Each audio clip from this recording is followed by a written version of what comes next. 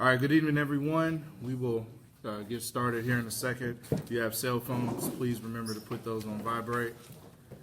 Also, we do broadcast our meetings on Facebook Live to get more engagement. So remember, you are on live stream when you are speaking. Also, for the public, when we have our agenda items, we will bring it out to the public for comment. If you do have something that you would like to speak on, please approach the podium, state your name and address for the record. Then you'll be recognized. Again, once the public comment part is over with, we'll bring it back to the DAB for final discussion and voting if we need to do so. So with that, we'll call the meeting to order at 6:03 p.m. And has everyone received the agenda for this evening and the minutes? So I will entertain a motion for approval of the agenda for today's meeting. If somebody would like to make that motion. To approve the agenda for today's meeting. We have a motion and a second. All in favor of approval, say aye. Aye. All opposed, same sign. Motion passes. And for the minutes of today, I will entertain a motion for acceptance of that if there are no changes. The motion to approve the minutes, please. We have a motion to approve from Tadana. Is there a second? Second. Second from Joseph. No discussion. All in favor of approval, say aye. Aye. All opposed, same sign. Motion passes. All right, we are on our public agenda. We do not have any scheduled items. Are there any items anyone would like to talk about to us? Ms. Jane. Thank you.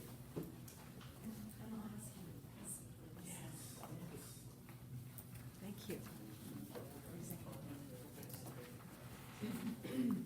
So my name is, Is that on? oh, it's not on. It's okay. My name is Jane Burns. I live at 322 South Lorraine. And I'm here to talk about walking and walkability. The picture in the handout you just got has to do with kids. And kids are my favorite topic, but seniors are my second favorite topic. Why is that? Walking is such a healthy habit. It needs walkability.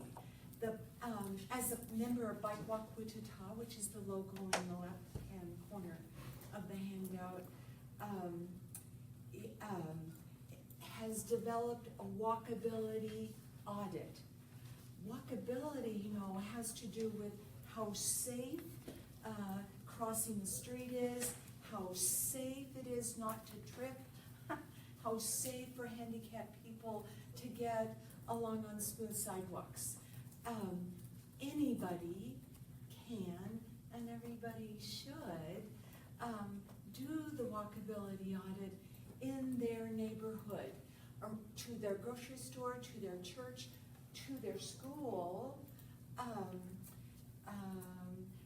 and because there's a paper form for sure at our website, bikewalkwichita.org, but there's a wonderful link that evaluates each side of each street, and the information goes directly onto a Wichita map. Together, we can map all of Wichita around schools, churches, parks, and other destinations for health and recreation. I'm sorry to say that it's not clear, but you go to Bike Walk Wichita /walkability, and there it is. I hope you all have that perspective that walking is healthy, and happy for kids, seniors, and all the rest of us. Do you have any questions? Any questions from the DAB? So, I have a question. Okay. So you're encouraging the audits for walkability. Yes. So I'm assuming you're gathering data. Yes, and so, no, the city hasn't promised to do anything, but they will have that data. especially to improve walkability, well, around schools. Yes, we're collecting data. The thing about data is you have to have data, you have to know what the problem is before you can fix it. So we'll have wonderful detail once Wichita's mapped. So is there a time frame that you would like these audits to be done? We'd like them ASAP. I do want to point out, oh, it's not in this handout, that any group that does 20 audits, before the end of June, the first 25 groups that do a total of 20 blocks gets a $100 stipend. Let me get my statistics right. First 25 groups that do 20 audits gets a $100 stipend Before the end of June? before the end of June. That's some grant money, so it runs out. Sounds good. Good question. Thank you for asking. Anybody else? Thank you. Thanks, Ms. Jane. Also, that information is in the newsletter that you all got, down towards the bottom. All right, if there are no other citizens.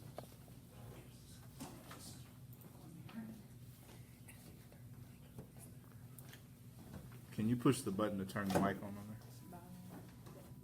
Below? This, oh, below, Yeah. Far left. or left? Or are we talking about the power? There you go.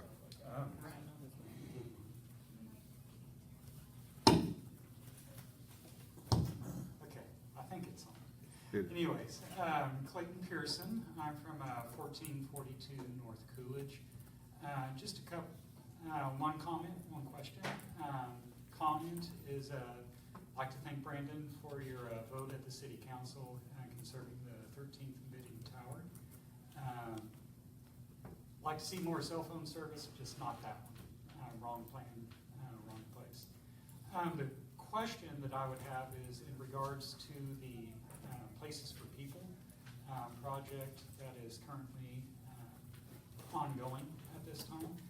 I was wondering if the board had any information on any particular topics or projects that are of particular interest in that project or feedback that you've received, particularly for District 1. Does anybody, have you received any information on that? Okay. I can make sure the board gets that information and then we can give you some feedback from that point. Thanks, sir. Thank you. Did you put your email on the sign-in sheet? I can? Okay. That'll help us keep in contact with you. Sure. Thank you, sir. Thank you. All right, we'll move on to staff reports. Start with fire.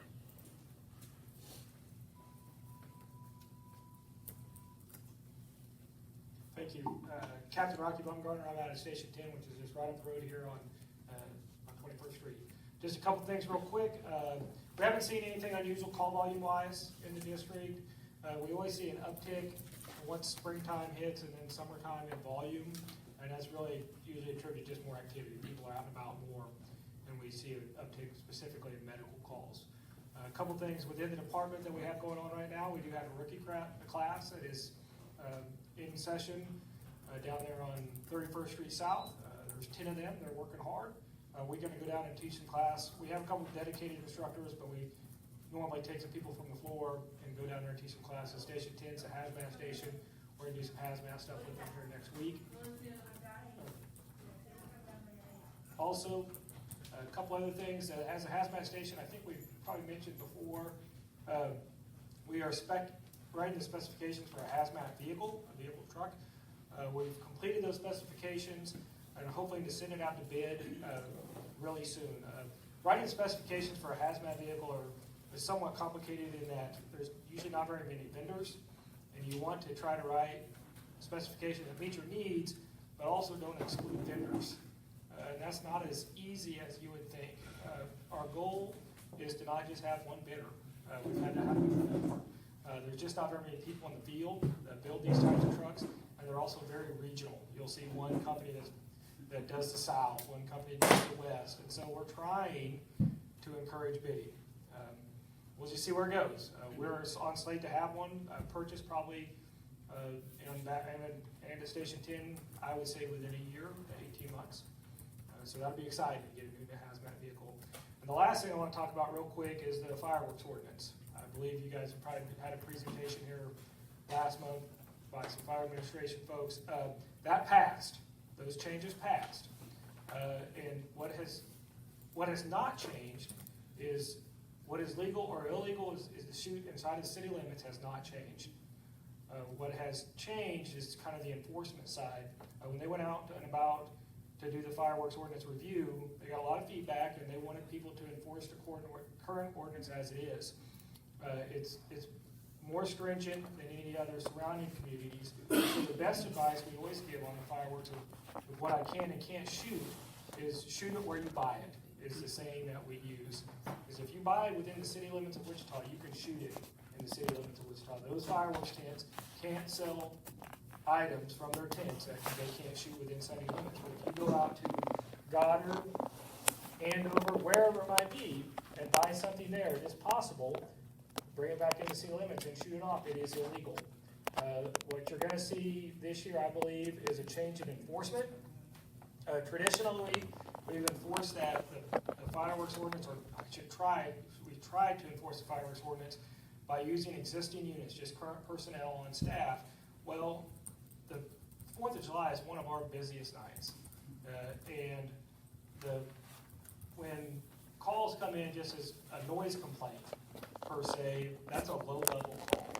And it gets put at the bottom of the queue, guys. And so it'd be oftentimes we wouldn't get out there until hours after the call came in. That's just the reality of it. And so if there was noise there, it is long gone. The other part of the change in the enforcement was that prior we'd had to see the fireworks being lit to write a ticket. That is no longer the case. And so back to the enforcement side, let me back up a little bit. I think the proposal right now is that we're going to use additional staff persons to come in and do enforcement, which means overtime.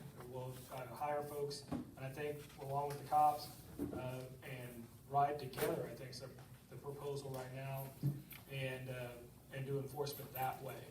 And so you're definitely going to see a change in enforcement. And then the second part is that we do not have to visually see them shoot the fireworks to issue a ticket. I believe there will be some growing pains this year. Truly, my hope is for you folks to get out and tell the people that you see that nothing's changed, but traditionally we haven't enforced it all that much. And something they've shot in previous years and not had any problems with at all could be illegal, and they could get a ticket this year. And I don't think any of us want to issue tickets. But that's where it's at.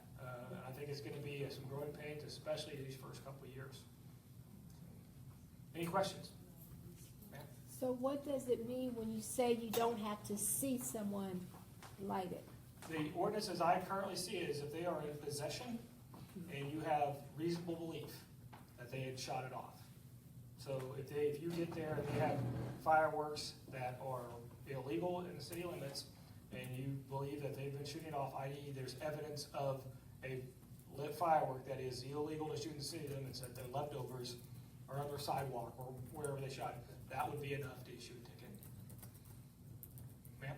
So if it's still like in its packaging on the, on the porch or whatever, could you issue a ticket for that just for having ownership of it?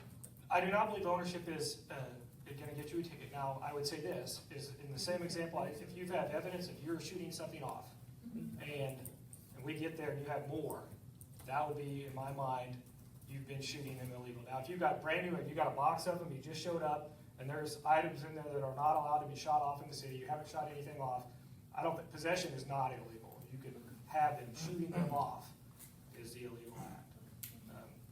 And the cops probably are better out answering those questions than I am, so we'll let them have the enforcement side of it. So it'll be a new experience for us, by the way. We are not ticket writers, And at least, I mean, we do have some folks that do a lot of enforcement stuff, but the folks out riding in fire stations don't really know. And so it's gonna be a learning curve for us also, so. Any other questions? Any questions from the community? I have one more question. Do you remember what the fine actually is? I do not, I kind of recall, but I would 250. not want to quote you a number without looking at it exactly. 250. Councilmember, do you remember them? Because they were. $250. 250 is what I remember also. That's the number I know also. So I think that's, are you safe saying it's 250 probably? Yeah. It's pretty steep. Yeah, I do.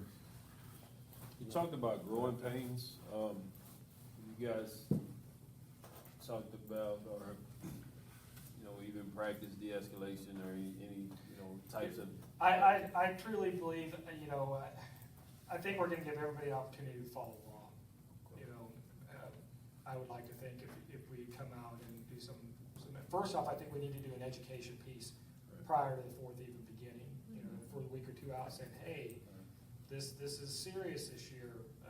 Now, nothing's changed as far as what you can and can't shoot, but if you bought them outside the city limits before and brought them in, you need to be careful. And I sure would think that we'd try to work with folks. And you get several folks sometimes, you can go out and say, hey, don't do it anymore, maybe here's your warning, and then an hour later you come back. I think then the working with has probably gone away at that point, I would assume. So about 2 weeks out, there will be a marketing campaign to educate the community about the ordinance change. Every fireworks stand within the city limits will be required to give out a flyer with information about this new ordinance change. Now, if you're going out of town to get your fireworks and you don't go to those stands, you might miss that, but you'll still hopefully see the commercial or ad that has the information. Any other questions? All right, thank you, sir. Thank you. Appreciate it. All right, up next, we'll have police report.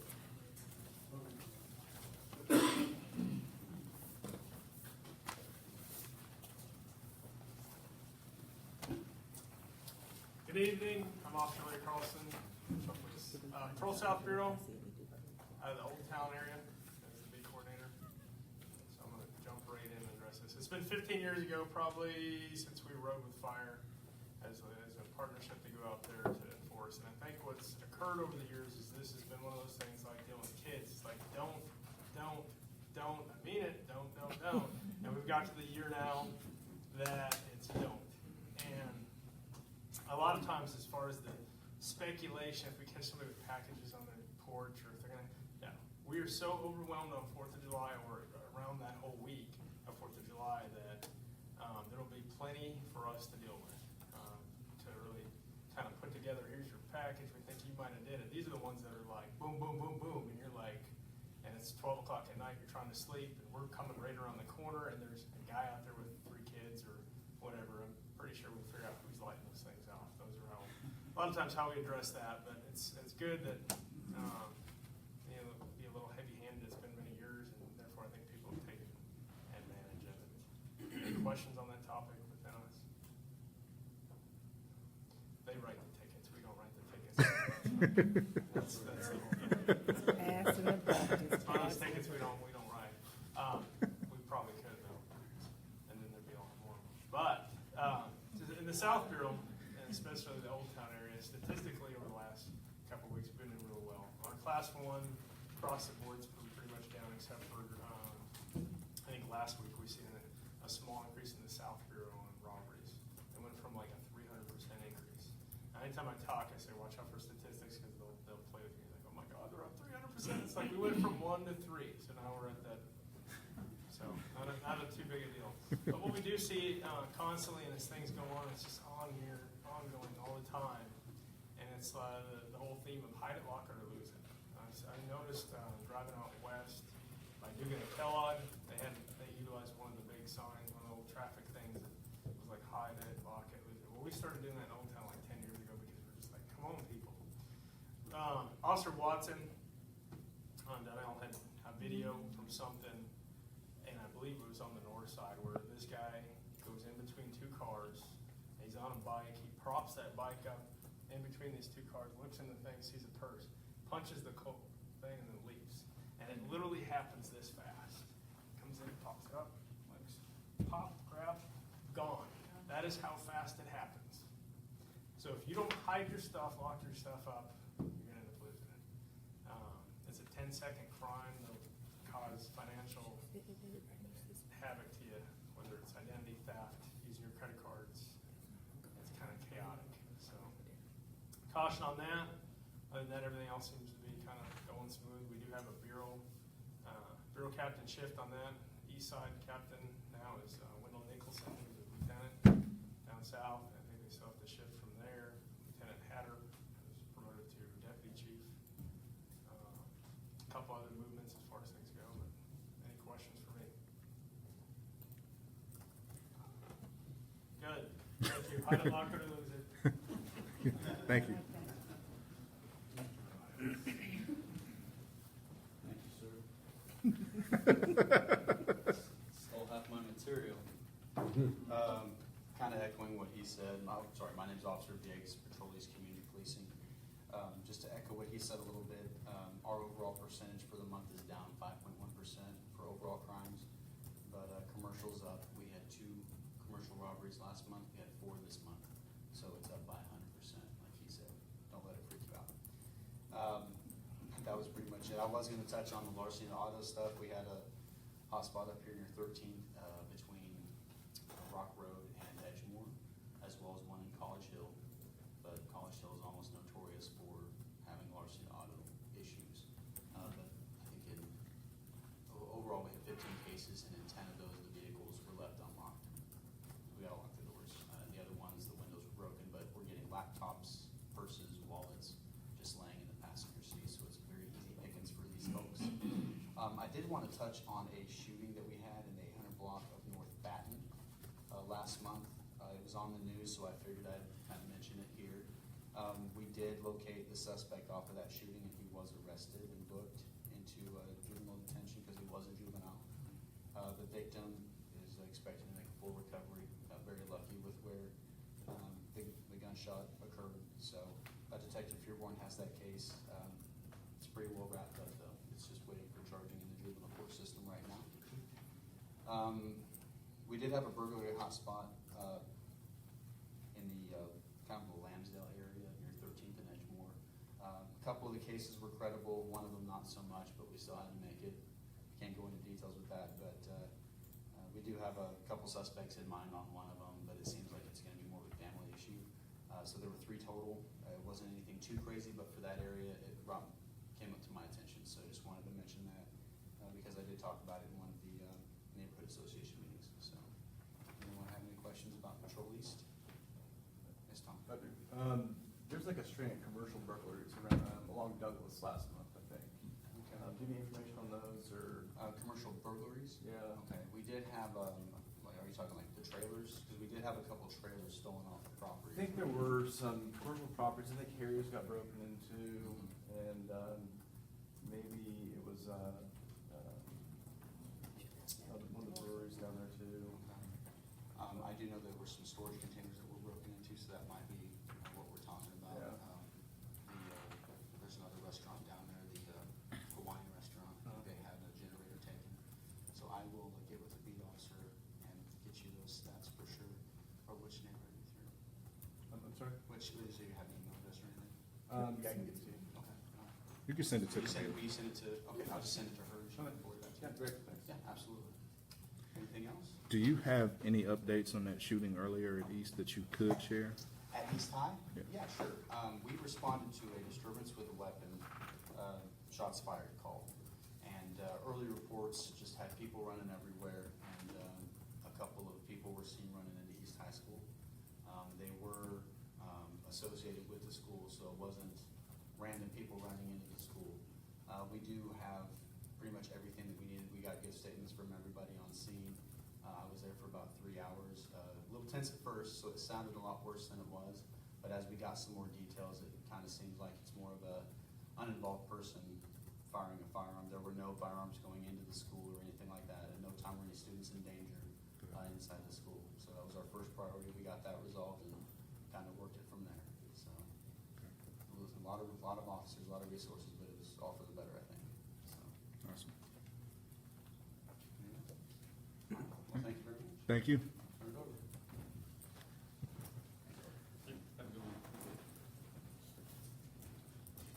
I'm Officer Michael Rhodes. I'm the 46 Beat Coordinator in Patrol North Bureau, also a member of the Mounted Unit for Wichita Police.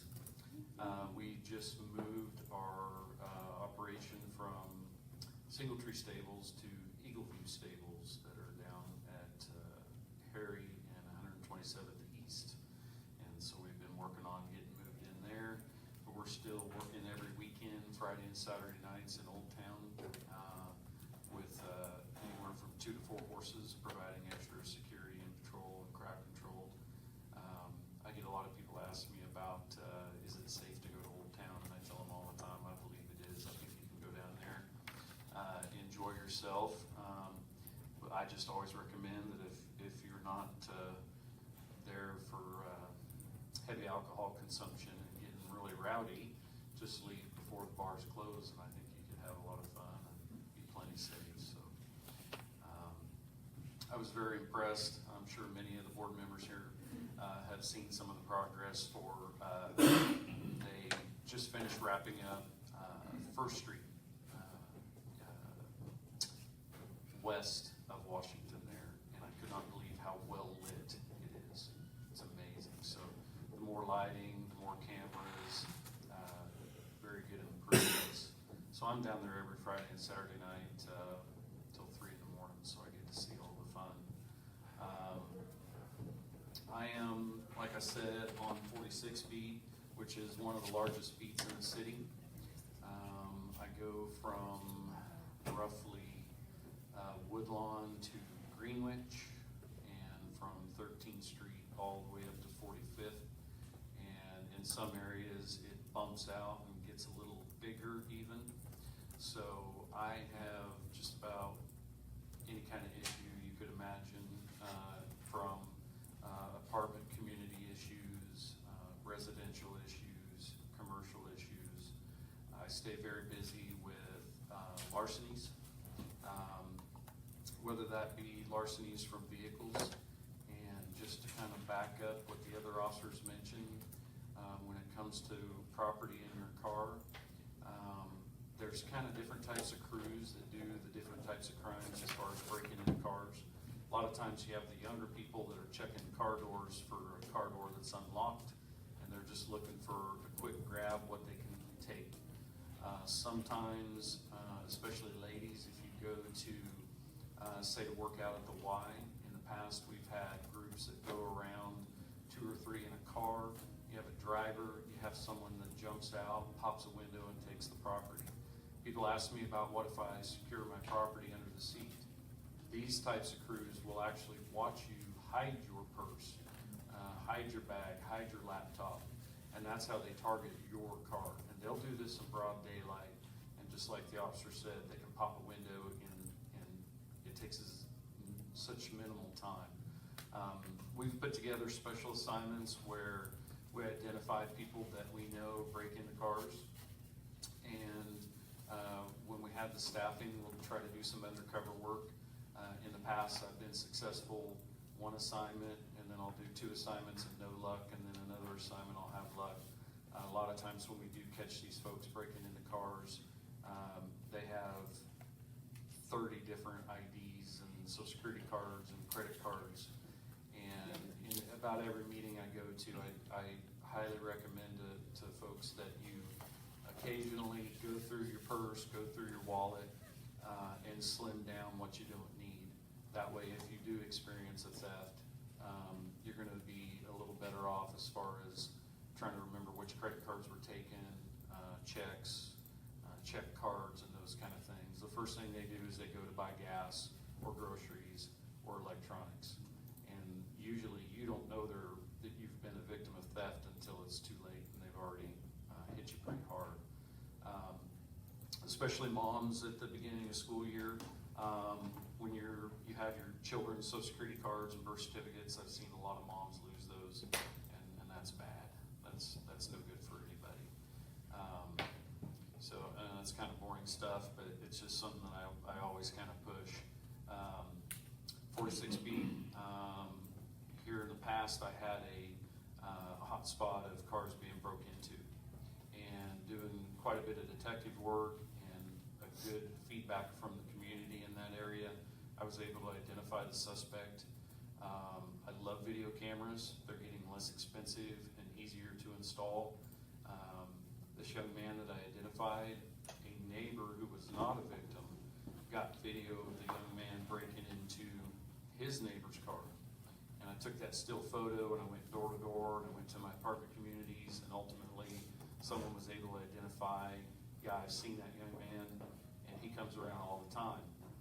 And I said, well, if you see him come back, call 911 and don't alert him that you did. Officers showed up, they were able to identify him. We didn't arrest him at that moment because I needed to do all the legwork and put the cases together. That's something I'm doing as a patrol officer. I'm also doing that with the shoplifts that go straight to case desk when they don't send an officer out. A lot of times the detectives are overwhelmed with theft, and so when I have free time or extra time, I work on trying to put these cases together, because we've seen a decrease in some of the larcenies and shoplifts when people realize, oh wow, I can get caught. Video, a lot of them get away with it at that moment, but we get out there and do that legwork and get individuals identified to where we can charge them at a later date. I stay very busy with that. So, real quick, as far as any questions on any of that? Okay, I get to rattling. I was actually off today, and I was mowing and filling gopher holes that the dog dug, and I was notified last minute that, hey, we need you to cover this, so we had some different things happen, and that's common, so I wasn't 100% prepared. But as far as the North Bureau, there were certain things that I did want to share. If you go by the month, for this month, we're down 7% on robberies, and that is all robberies. Ag assaults, we've had a spike, and some of that is due to the increase in some of the drive-by shootings that we've had during the warmer weather. One in particular on the 23rd of April was at 1812 North Green.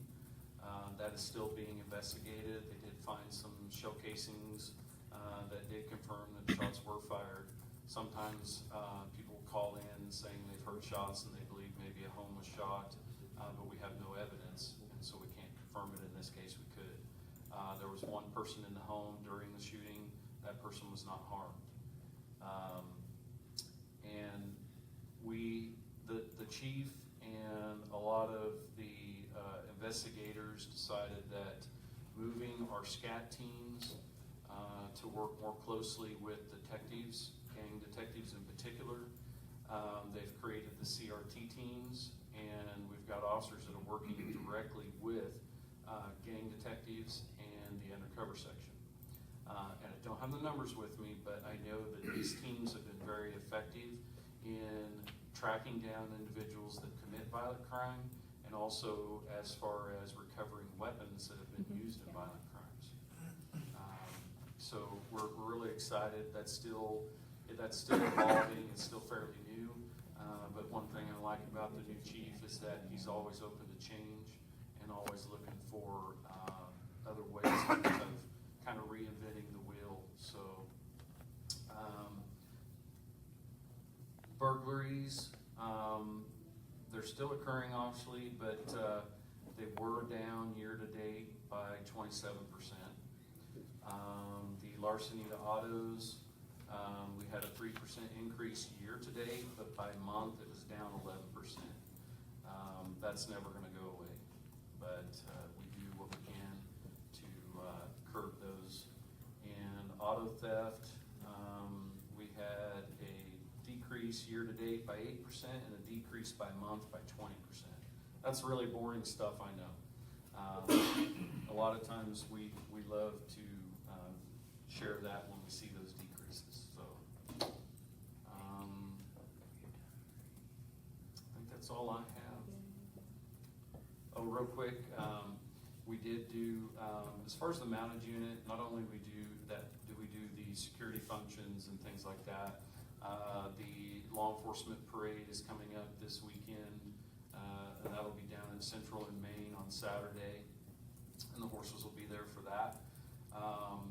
We also do, other parades, school functions, but yesterday I came in and went to the Islamic Society of Wichita for their World Bazaar that they had, and just kind of a spring fling.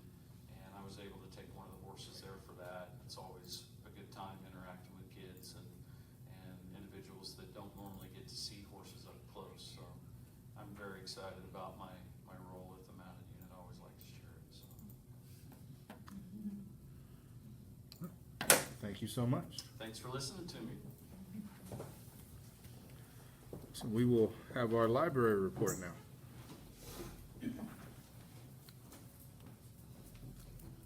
Ann Ethan from the Evergreen and Angelo branches. Yesterday, Sunday, May 6th, was the last day of business for the Central Library downtown. The new library will be opening on Saturday, June 16th. It will be wonderful. I know some of you have toured it recently. It will be great. Our summer reading program kicks off on May the 17th, which is the day after Wichita Public Schools dismissed for the year. Since you can't go to the Central Library to sign up your kids, come to one of the branches. All the rest of the branches are fully operational. We've got programs for children from babies all the way through 12th grade. Pick up one of these. It's got all the info you need. That's it. Any questions from the DAB? Any questions from the community? All right, thank you so much.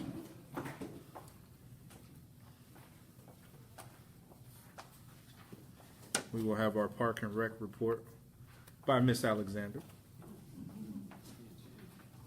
Good evening. I'm speaking up because people on Facebook said they couldn't hear us. On behalf of Park and Rec, Angela Buckner, the Woodard Recreation Center revenue accounted for $4,938 in comparison to 2017 when the profits were $1,721. Summer camp enrollment is underway. The scholarships for this year have all been accounted for. 48 out of 85 spots were allocated for scholarships. There are spots still available for full-time payment of $30 a week, and summer camp runs from May 29th to July 27th. You should also know that there were scholarships at Colvin and Evergreen Resource Center camps also. Registration has started, and classes will also begin June 6th for Lynette Woodard classes, and there's flyers on the table for you to pick up. Edgemoor, October 13th and 16th, when kids were out of school, hosted their daytime camp, and over 32 children participated. $640 in revenue was collected. Linwood had a ballet and tap recital where 32 people participated. And then there were over 144 people in attendance for family and friends. And then Linwood Rec and their senior center, they partnered with AARP, and they had a tax aid program for free tax information. 261 people participated in that tax program from February through April. McAdams, they hosted, we previously talked about, they had, to celebrate Martin Luther King, they had 202 people participate in that event.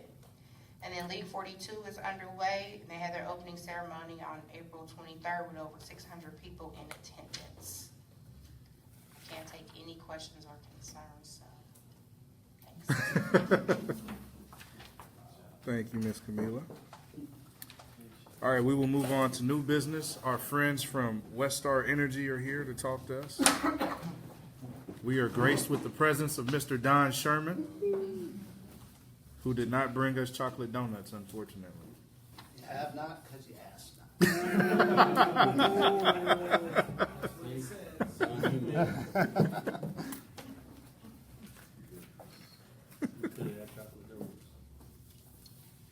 good afternoon. Don Sherman, Vice President, Community Relations, Strategic Partnerships, Westar Energy. I'd like to recognize a couple of my colleagues, Ebony Clemens in our Community Relations Department, also Gary Cundiff in our Real Estate Department. Here today to talk to you about a couple of things, street light upgrades and also transmission lines. So we'll start with the street light upgrades. We're happy at Westar Energy that we're doing a citywide upgrade of the streetlights of Wichita. They're all going to LED. And the reason we're doing it because it's the industry standard. It's also energy efficient, less maintenance, lasts longer. Of course, newer technology, and of course, public safety. So we're happy that we're starting in District 1. Matter of fact, we started in District 1. We're done with District 1. We're moving in a clockwise direction. We're already in southeast Wichita now. And our goal is to have this all done by the end of the year. We started right before the NCAA tournament. We did downtown first. We lit it up really nice. So it was a good look for our folks. And we have a contractor by the name of Sturgeon. They're just one of our legacy contractors that's been putting in streetlights and do a lot of stuff for us. So if you see trucks that look like Westar, but they don't say Westar, they say Sturgeon, they're legit. Current streetlight repairs, this is very important. You probably know we always had these streetlight patrols going out at night to see if the streetlights are on and off. And then they report them, then we get them fixed. We're suspending those patrols for now because in the next 6 months, we're going to do a wholesale change out of all the streetlights. So we don't want to take folks off of the streetlights, go fix a streetlight that we're going to replace anyway, and then come back and do this. So unless, and only unless, public safety is involved, if police call and say, hey, it's pretty dark, we can't wait till you get to the District 6 or whatever, we need this fixed, then we'll go out and do that. But until then, we're just going to hold off fixing the streetlights. Because before we started this initiative, we were fixing on fail. Basically, we were changing out all the street lights to LED, but we were doing it on fix on fail, where if the light went out, we'll put an LED in. Now we're just gonna do the whole city, and then do the whole metro, the Derbys, Andovers, and all that, all by the end of the year. So we're focused on that. Now, you probably ask about the brightness. It's called 4,000 Kelvin. That's how they measure the brightness. And there was a couple of folks thought it might be too bright, but it's really not. It's basically the temperature of the moon. And so the only time we went to 5,000 Kelvin is in Old Town because it needs to be lit up at night. It's our main entertainment district. So it's 5,000 Kelvin. The rest of the city is 4,000 Kelvin. And basically, if you haven't seen an LED streetlight in action, for lack of a better word, it's like night and day compared to the yellow haze that's been going over for years. And you can really discern blue from green from aqua by looking at these LED streetlights. So it's really going to be good. Great for identifying folks and hopefully be a criminal deterrent. If you got any information or need any information about streetlights, give us a call, 800-383-1183. If there's a streetlight that is bugging you, maybe it's a little bit too bright, we'll come and check it out. Don't know if we'll change it out or not, but the goal is to light up the place at night for, deterrent to criminal activity. So it's doing its job, but we will be happy to come out, take a look at it, see what you got going on. City of Wichita, they pay a cost to Westar for these streetlights. The streetlights are owned and maintained by Westar. City pays as per the KCC guidelines, and we're hoping, our goal is that once we go to all 100% streetlights, LED streetlights, the cost to the city will go down because they'll last longer, less truck rolls when they fail, this, that, and the other. So we're looking forward to that. That is the goal. The old street lights, we're salvaging them. We've got a contractor that is experienced in recycling, and we're also disposing of the treated wood. If you want any more information, westarrenergy.com/streetlights, or like I said, 800-383-1183. Left some handouts for the dab board. Well, it's so funny, Mrs. Camila. I'll tell you later. No, tell me now, don't You tell sound me like at your all. radio. Huh? You sound like your radio. Hey, got a face for radio, so that's the way I roll. Okay. Anyway, that's about it on streetlights. We're very excited at Westar Energy to be able to bring this type of technology this early to our great city. Any questions? I appreciate the brightness. Excellent. Thank you. Thanks Now- for starting in District 1. Of course. That's where I grew up. 67214. But that's not the reason I started. Sure, that's all right. Yes, sir. I don't know in District 1, but I'm one of those people who pays for one of those streetlights. Now, does my rate go up also or down when You got a private street light? Yeah, I think I pay monthly on that private street light. That's a good question. We haven't got to changing those out yet, so I need to It take was care. converted to LED last year. It was? Yes. Oh, you on the list. Well, we had a street light that wouldn't go out, and so it took a year and a half to get that one taken care of. Okay. Because I could see why it wouldn't have sent the truck out, just, no one would use that. But when they changed it out, they changed out the one that I paid for. That's a good question. I'm gonna get with you after I get off here to get your name so I can get you an answer. Any other questions? Okay. Nope. Oh, you move, when you move, I gotta look at you, make sure you don't have a question.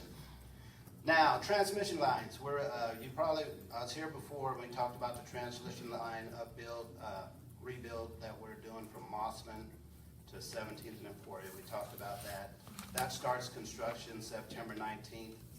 All the property issues and things have been taken care of, correct, Gary, on that one? We're in acquisition now. Nice. Okay, so, and this is all about stiffening the system in District 1. Like I always say before, District 1 deserves the best reliability, just like everybody else in our service territory.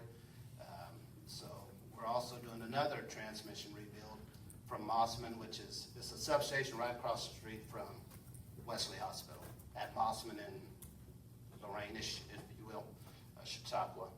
And basically this line is going to go from Mossman north on Chautauqua, I believe, to the cemetery, west to Volusia, north on Volusia to 16th, back to Fairmount Park north to Wichita State University, where we're building the Innovation substation.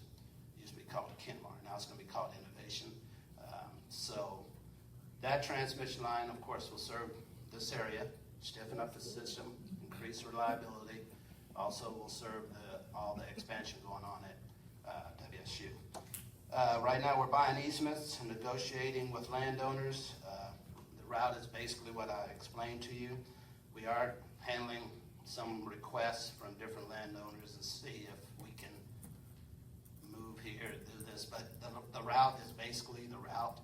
But if there's a way we can help a landowner with a project, we're all in. Hopefully we can. Half of the homes are under contract or purchased. Everything is going well. I keep looking at Gary to make sure I'm telling the truth here. And the only thing we would like your help with, not the only thing, but we are in search of the landowner of the property at 16th and Gentry, the northwest corner. We can't find that person, and if you can help us, we would definitely appreciate it. I mean, we make a major turn there on that property, and we're just having no luck. not a Crime Stoppers deal or anything like that. We just need the community's help in finding this. Northwest corner? Northwest corner. So if you can help us with that, that'd be great. And likewise, the construction, we're doing all the land stuff now, but the construction on this starts September 2019, not this year, but next year. Mossman the 17th starts September 2018. And I think that is about it. Any questions on the transmission line? When you go to the public, we can ask this. Are we doing the vegetation when we put in those lines? Are we bringing in any vegetation or extra greenery or anything like that along that strip? Along the strip, if we do put in vegetation, it would be right tree in the right place, and basically it's a tree that will not grow tall enough to be in the transmission lines. You folks probably heard of our reliability tree program. Started about 6 years ago. It's done wonders. It's reduced our tree outages by 70%. So when ice storms come through, we're less nervous, but we still don't like ice. We still don't like wind. But when that comes through, we feel pretty confident about 70% has been reduced. One thing when we're doing this transmission rebuild, I'm glad you brought that up, is we're trying to make sure all the hardware of the transmission line, like the conductors and things, we're trying to make sure they're kind of in the right of way of the road, basically over the street, not hanging in people's yards. So that's one thing we're doing, cleaning up the easements a little bit and making sure we put all the apparatus in the street or in the right of way of the street. Any other questions? Yes, sir. We do have a lot of wind and ice sometimes in Wichita. When is a good idea to bury the lines? I know some cities, bury some lines. I don't know exactly. I'm not in the transmission power business, but There's no, well, let's back up. We have new subdivisions bury their lines. Existing subdivisions, they don't bury their lines, and they really shouldn't, because the cost to recoup that, it would outlast our lifetime, because it just takes a lot of money to rebuild a transmission line. Or, well, we don't do transmission lines much. Definitely a distribution line, because it just, you gotta trench it, and then you gotta put the conduit in, and then you gotta put the wire, it's just a lot. And return on investment just takes a while to recoup. But new additions, new subdivisions, of course, it's nice to do it then, it's bare ground, you just go for it. But to try to do it in an existing subdivision, first you gotta locate what easements are there, and keep in mind, when we do locates, not everybody who buries something reports it, and we locate, and wait a minute, where did that wire come from, and then, or you didn't hit the wire, or the gas line, or whatever, so you go in, it's just not good. So, but we are having all new subdivisions, that's why, and it's not because they're newer, it's just because it's the time to do it is then. And back when they put in our subdivisions, we wasn't doing much underground then. So that's why, and that question comes up a lot. One thing people think on, when it comes to underground distribution lines, it's really easier to fix an overhead because you can spot it, okay, that fuse is out, bam, hit it. If it's underground, it could be from here to 21st Street. You don't know exactly where that break, that disruption is, and you just gotta scope it. Oh, then you gotta dig it up, fuse it, put it back in the ground. That's it. And because we don't have our own trenchers on duty, we outsource that. Gotta get the trencher. That's normally 2-3 hour wait, probably depending on what they're doing. And so it's much easier to look at an overhead and say, okay, got it, and then you just fix it. Yes, sir. Have you done any advancement in technology to make the wires more, say, resilient to wind damage and ice damage? We are not personally, but as Westar, but we try to have the state-of-the-art equipment. They are doing more with the conductors and things we got engineers that they determine how taut the line should be, how much sway it should be. And so in a 70 mile per hour wind or whatever, and that's why even when we're putting in these transmission lines, that's why we have to have easements, because if the line blows out, you don't want the line to blow out on a house, so you have to have those easements. And when we do easements, just so folks know, easements aren't taking folks' land, it's just paying them to use their land. When we have an easement, you still get to mow under it, under the line and all that. You just can't build a structure under it that would interfere with the line. So we're not taking folks' land, we're buying it. At above market value, Gary? At market value? Okay. Any other questions? Gary, did I miss anything? Gary's my backup. I got to bring backup. You never know. Any questions from the public? And just one more hit on, we are working on our merger still. And this is, I know you did ask for this, but I'd just like to keep you folks informed. By June 5th, we should know by the Kansas Corporation Commission whether we're going to merge or not with Kansas City Power and Light. We're looking forward to the merger. It's going to be, make Westar a better, stronger company on the other side. So on June 5th, or hopefully before then, we should know whether we're going to merge or not. We will have a new name. Can't tell you the new name right now, but we will have one, and it'll be a name that will go from Ark City to Kansas City. District 1. District 1, electricity. I'm already stiffening your transmission line. I mean, what else do you want? We did have a question. Someone asked, will their electric bill increase because you all will be losing revenue from the city? With LED lights. Will their bill go up because you're losing revenue from the city? No. I mean, all the utility companies are basically a cost-plus type company, right? And so if the costs essentially stay about the same and the city pays less, it's going to be minuscule, but technically, you'd think so, right? From an academic perspective? Was that a question?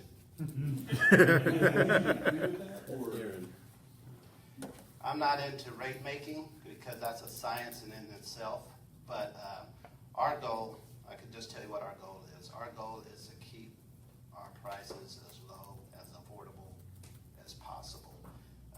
That's why we went to AMI metering, so we don't have to send folks out to read meters. That's why we're going to the LED streetlights, one, for safety, number one, but two, to cut down on the maintenance of those.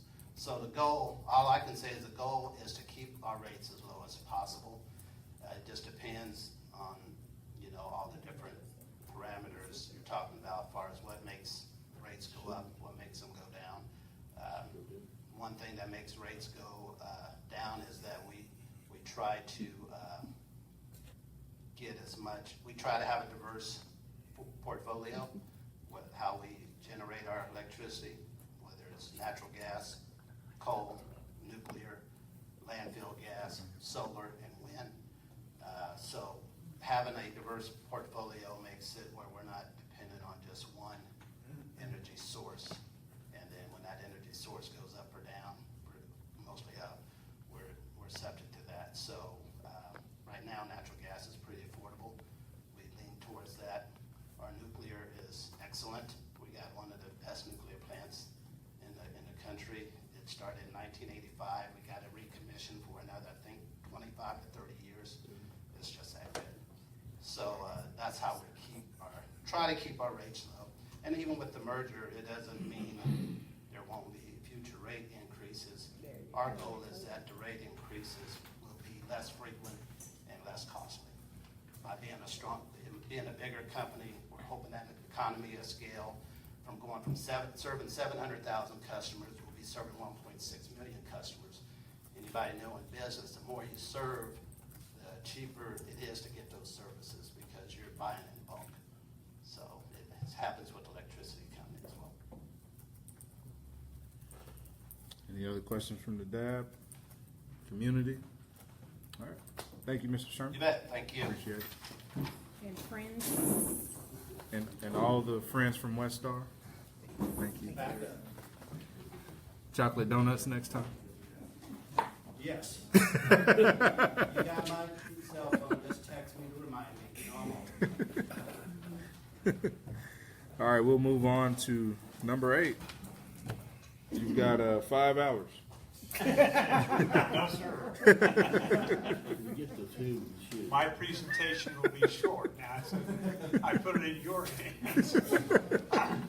Dave here out with the planning department here on zoning case number 2018-14. This is a request to rezone property from MF 29 multifamily to GC commercial. This is on the east side of Washington, essentially north of Bailey. We're just south of Lincoln. And as I told Councilman Johnson, we're barely in District 1. I think this is the west edge of your boundary line at that location. And I'm sorry, I don't have the staff report in front of me. I forgot who the applicant is. But it's a roofing company that owns this property. Yeah, there are, and the family's name, I think, is Garcia. As I noted in the staff report, this family, either in the name of the company or in the individuals, own most of the lots from Bailey Street to Lincoln. They don't own the corner at Lincoln and Washington, but most everything else on that side of the block they own. If you've been down there recently, you've seen in this particular location, there were some older single-family homes that have been raised and the lots have been cleared. Their request is on this GC commercial, general commercial. The property immediately across the street west is on GC commercial. It's mostly a parking lot. There's a business building there. It's virtually all commercial. There are also some lots that this family owns to the north of these 8 lots that is already zoned commercial. But they're not including all of them in this request. The staff report outlines the information regarding what goes on in the neighborhood.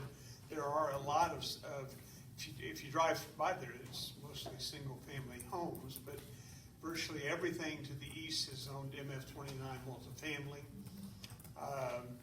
It's not necessarily for us to look at this stuff when we do these, but a good percentage of those are rentals owned by other individuals who live there, which is not uncommon. And so this area is kind of in an area right on the edge of a major transition. We did not find that necessarily this rezoning was out of character with what's going on a major arterial. Of course, if you've driven down there, you know Washington carries a lot of traffic. And obviously just south of there is when it turns into Southeast Boulevard. So the recommendation will be to ask the Planning Commission to recommend rezoning as requested. This is not large enough to trigger any specific site plan requirements or anything of that nature. There are provisions in the code that will talk about certain screening and buffering that may come into play as development actually comes forward with actual plans. But with it zoned MF29 and other commercial zoning, there's probably not a lot other than we just expect to see it convert from currently a vacant lot to hopefully a commercial business that adds to the tax base. So with that, I'll be happy to answer any questions that I can. Can I clarify, you said some screening requirements might come up? Technically, the zoning code talks about when it abuts single-family or two-family zoning. This actually abuts multifamily zoning. There are conditions and times when there could be some screening requirements based on land use as opposed to zoning districts, but it's kind of on a case-by-case basis, and there's just until we get an actual set of building plans, it's hard for MABCD to go through and evaluate what needs to be done. Yeah. Any objections in the radius? I'm sorry, I didn't hear. Objections within the radius? No, I had one call after the notices went out, and it was from an individual who thought because of the notice we were rezoning his property. Once I explained, no, that's not what's going on, he said, oh, well, then I'm okay. So, which, when those kind of things come in, we always then go back and say, are we too vague in what we send out? And it's, pretty clear in the first paragraph what's going on, but you just never know, so. Any other questions from the DAB? Any questions from the public? All right. Yes, you have a public. James. Did you, speak at the Linwood neighborhood meeting? We don't have one. I'm not, they have a neighborhood association, but I'm not sure if they have meetings. They don't?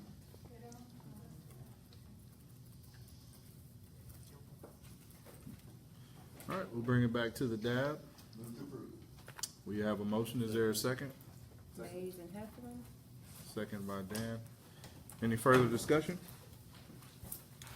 Seeing none, we have a motion to approve. All in favor, say aye. Aye. All opposed, same sign. Motion passes.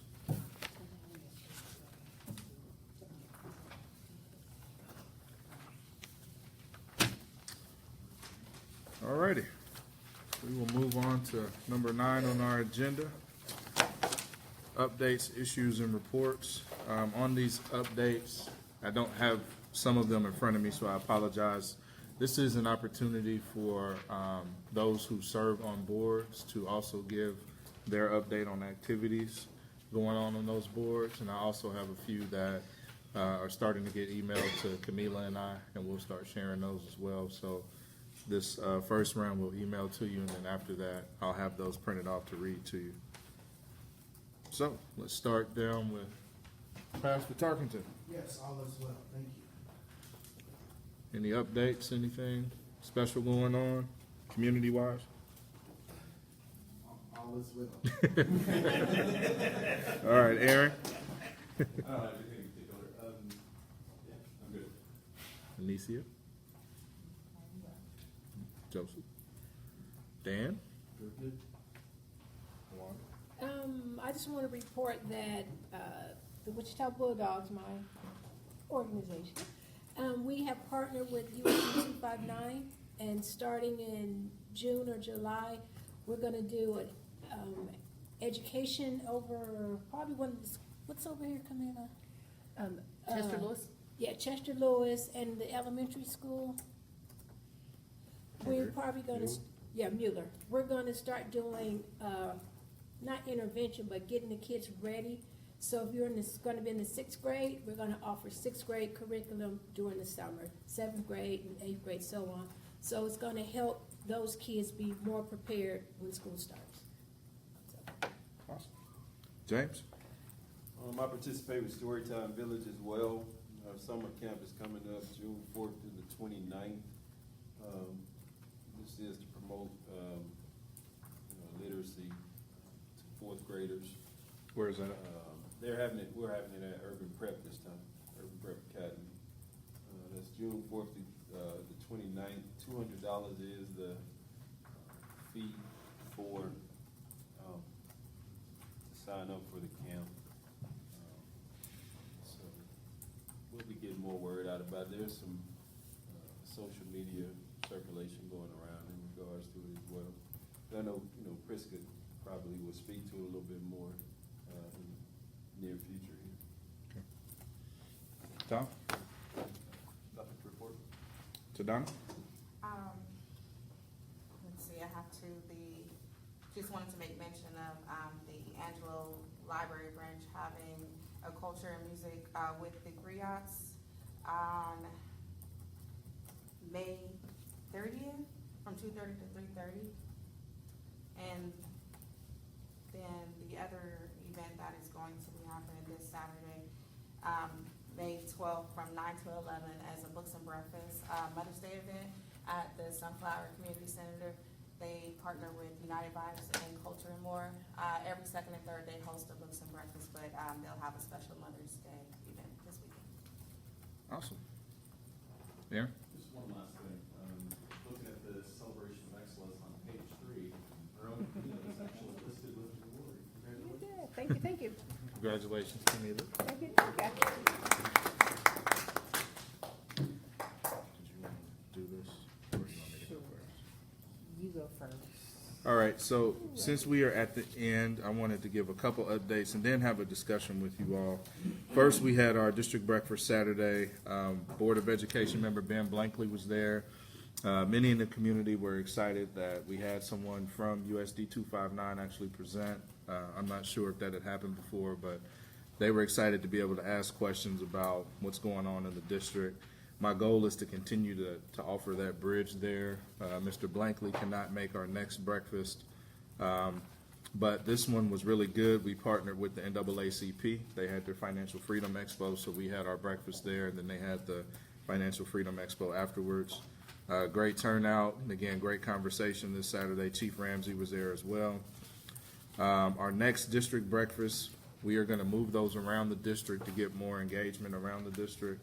Will be at Goldenrod Community Center on June 2nd, same time, 9 a.m. That one will feature Public Works talking about some of the new road improvements you've all seen. So you can ask questions there and hear about what else is going to happen in 2018, 2019, as well as State Senator Aletha Faust-Godot. State Rep Gail Finney will be there as well. And I'll see about inviting some of our county partners as well. That way we can try to bridge all the levels of government and get people engaged with that. So that's June 2nd.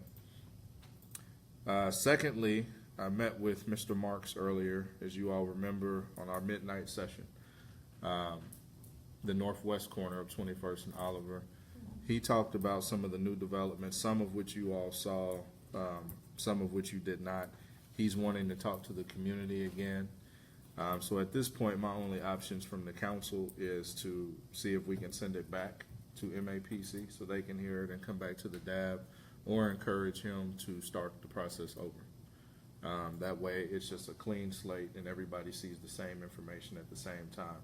So I told him this morning at this meeting I would bring that to you all's attention and take your guidance from what you would like to be communicated back to him. So if you want to think on that for a minute, you can let me know at the end of this. No. Yeah. Just so you're aware, at their request initially, the appearance before the city council was deferred until June 5th. So it's not even scheduled to go to the city council until June 5th. So there's almost a month delay before it's all going to show up on the agenda. Okay. Just so that everybody is aware what's happening with that. So if he doesn't do anything, June 5th, this will come up for us on the council to vote on. So wanted to let you all know that. You can tell me now or later, what you think is best. And then lastly, I've had a few folks ask me kind of what to do in between serving on the district advisory board, doing more than just showing up at the meetings. So if you all want to have the discussion, just some suggestions I would have. I was asked about listening sessions with youth to see what improvements they might want to see in the district, murals in our district, engaging with business owners. All of those things are good. And I think as a district advisory board, you have that freedom and flexibility to first of all engage with your neighborhood and neighborhood association if there is one in that area. And then two, go out there and definitely hear what people are saying. I'd love to hear more of what our young people are saying. Personally, I think this district advisory board could benefit from that, engaging with our neighborhoods. If you have ideas for murals, we do have special project money. So you can engage with neighbors and neighborhood associations for that as well. But I'll never say you can engage too much with the community, and especially share the information that you get at these meetings out, whether it's social media, in person. You hear about events and things that some people may not, just because they may not be as connected. So sharing that information, I think, is great. Yeah. If I could add to that, there's a 1 hour volunteer training through USC 259, and you could actually go into District 1 schools with me or without me. I go a lot. Just when they have Read Across America, you could go as a District 1 board member and read. And then also, a lot of the schools, when they had field day and they had career day, I can send that information to you. They are always reaching out to me, and that's another way we could be involved collectively. But it's a 1 hour training that we can get set up at one school or have them come here for us one day and get it knocked out. And then June 2nd, District 1 breakfast, I will not be there. If there's any volunteers who could help, I'd like your support. There are chocolate donuts. I'll volunteer. So any thoughts on that? Things you want to do? Again, I always suggest get out, talk to as many people as possible. You'll hear feedback that I might not even hear, especially with some of our road improvements. If there's things that people are complaining about or a pothole that's busting out neighbors' tires, let us know. But definitely that. And then as we get out and start knocking doors to help grow our neighborhood associations, I definitely could use your help on that. And we'll be out talking about the importance of neighborhood associations, what they all do, and the importance of engagement in the area, especially when you look at neighborhood cleanups. Those are big things that our neighborhood associations do, so I could definitely use your help on that. Did anybody have anything they wanted to add or questions? Can I add one thing? Oh, and you all are welcome to come out to McAdams Park on Saturday, May 19th. Again, it's a one-day football cheerleading camp. Get young people involved in some summer activities. So Brandon will be doing our welcome and getting us started. So Saturday, May 19th, 9 o'clock, McAdams Park. And I'm wearing my Mustang jersey. Hey. I'd ask you about River Fest and schedule. Do we still keep the same Monday meeting schedule during that River Fest week, or have you considered that or thought about that? So historically, I don't think we've changed it for Riverfest. So it's June 4th. Do we know what's on the calendar? And now we're at 6 o'clock.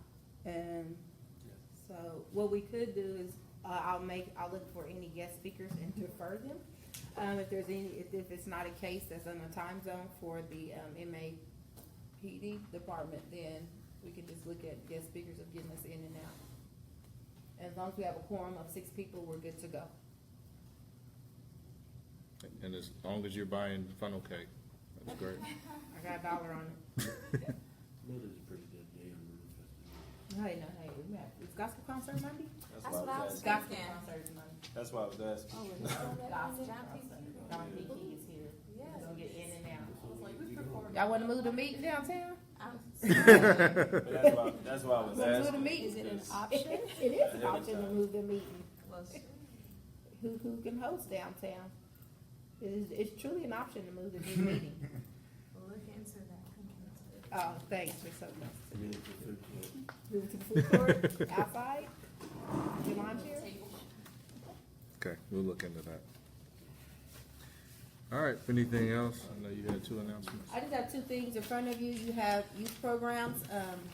If you know anybody who works with youth, I am coordinator of the Youth Advocacy Coalition.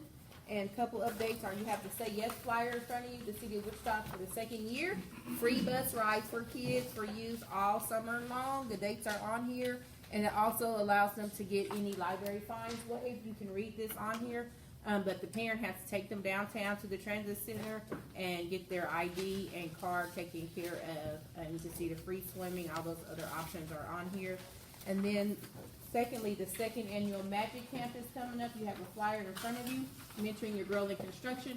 If you know any girls 14 to 18, I will take a mature 13-year-old on your personal recommendation. But other than that, I'm trying to find 25 young ladies to go to a free 1-week camp that's coordinated here in Wichita.